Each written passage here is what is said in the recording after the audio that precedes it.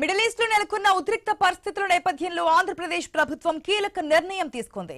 రాష్ట్ర స్థాయిలో సమన్వయ కమిటీని ఏర్పాటు చేసింది. ఈ కమిటీకి ప్రభుత్వ ప్రధాన కార్యదర్శి చైర్మన్ గా వ్యవహరించనున్నారు. రవాణా, రోడ్లు, భవనాల శాఖ ప్రధాన కార్యదర్శి కన్వీనర్ గా బాధ్యతలు చేపట్టనున్నారు. మరో 11 శాఖల కార్యదర్శులతో ఈ కమిటీని ఏర్పాటు చేశారు. నిత్యావసర వస్తువుల లభ్యత, ధరల స్థిరత్వంపై ప్రత్యేక నిఘా పెట్టనుంది కమిటీ. ఇంధనం, ఎరువులు, రవాణా వ్యవస్థలపై పర్యవేక్షణతో పాటు వలస కార్మికుల సంక్షేమంపై కూడా దృష్టి సారించనుంది. బ్లాక్ మార్కెటింగ్, అధిక ధరలు, తప్పుడు సమాచారంపై కఠిన చర్యలు తీసుకోవాలని ప్రభుత్వం నిర్ణయించింది. మిడిల్ ఈస్ట్ పరిస్థితుల ప్రభావం రాష్ట్రంపై పడకుండా ముందస్తు చర్యలు చేపట్టింది ప్రభుత్వం.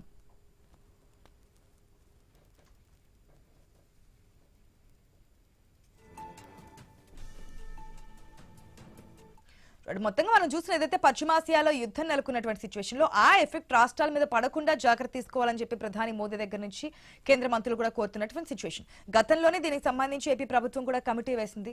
అయితే ఇప్పుడు దీనికి సంబంధించి కూడా ఏ విధంగా ముందుకెళ్ళాలి ఏంటి అనేది నిర్ణయించబోతున్నట్టు తెలుస్తుంది. పూర్తి అప్డేట్స్ మా ప్రతినిధి కాంతి ద్వారా తెలుసుకుందాం. కాంతి, ఆశ, ఏదైతే యుద్ధం వల్ల తలెత్తినటువంటి పరిస్థితుల ప్రభావాన్ని తగ్గించేందుకు, పర్యవేక్షించడానికి విభాగాల మధ్య సమన్వయంతో చర్యలు చేపట్టేందుకు రాష్ట్ర స్థాయి సమన్వయ కమిటీని ఏర్పాటు చేస్తూ ప్రభుత్వం ఉత్తర్వులు జారీ చేసింది.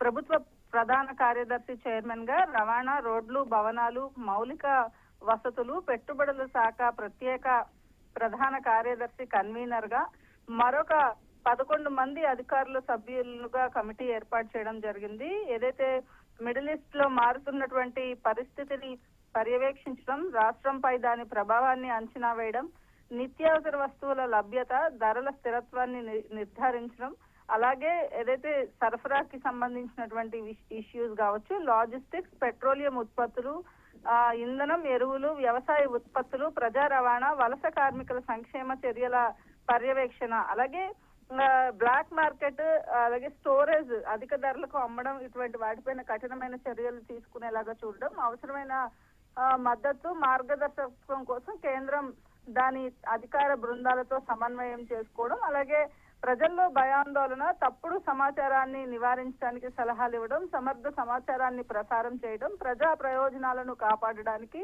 అవసరమైన ఇతర చర్యలను చేపట్టడం ఈ కమిటీ ఒక ముఖ్య ఉద్దేశంగా చెప్తూ ఉన్నారు. ఇక ఏదైతే యుద్ధం వల్ల వచ్చేటువంటి ఇబ్బందులు ఉన్నాయో వాటిలన్నింటినీ కూడా సమర్థవంతంగా ఎదుర్కొనేందుకు ప్రభుత్వం ముందుకు వెళ్తోంది. అందులో భాగంగా కమిటీ కన్వీనర్ సమావేశాలను సమన్వయం చేస్తూ ఉంటారు. అన్ని శాఖల నుంచి సమాచారాన్ని సేకరించి చైర్మన్ కు నివేదికలు ఎప్పటికప్పుడు సమర్పిస్తూ ఉండడం, అలాగే అన్ని విభాగాల నుంచి పూర్తి సహకారాన్ని అందించడం పాటు అవసరమైన సమాచారాన్ని వెంటనే సమర్పించాలి అని కూడా ఆదేశాలు ఇవ్వడం జరిగింది. ఈ నేపథ్యంలోనే రాష్ట్ర స్థాయి సమన్వయ కమిటీ యాక్టివ్ గా పనిచేసేందుకు, అలాగే రాష్ట్రంలో పరిస్థితులను చక్కబెట్టేందుకు దాదాపుగా పానిక్, ప్రజలెవరూ కూడా ఇబ్బందులు పడకుండా, భయభ్రాంతులకు గురి కావాల్సకుండా ముందస్తు జాగ్రత్త చర్యలు అంటూ ముందస్తు బుకింగ్లు, అలాగే ఎక్కడైతే విజిలెన్స్ ఇది జరుగుతుందో విజిలెన్స్ కి సంబంధించినటువంటి తనిఖీలలో కూడా ఎవరైనా పట్టుబడినా కూడా ఎక్కడ ఇబ్బంది లేకుండా ఉండేలాగా కఠినమైన చర్యలు తీసుకునేలాగా ప్రభుత్వం ముందడుగు వేస్తుంది. అందులో భాగంగానే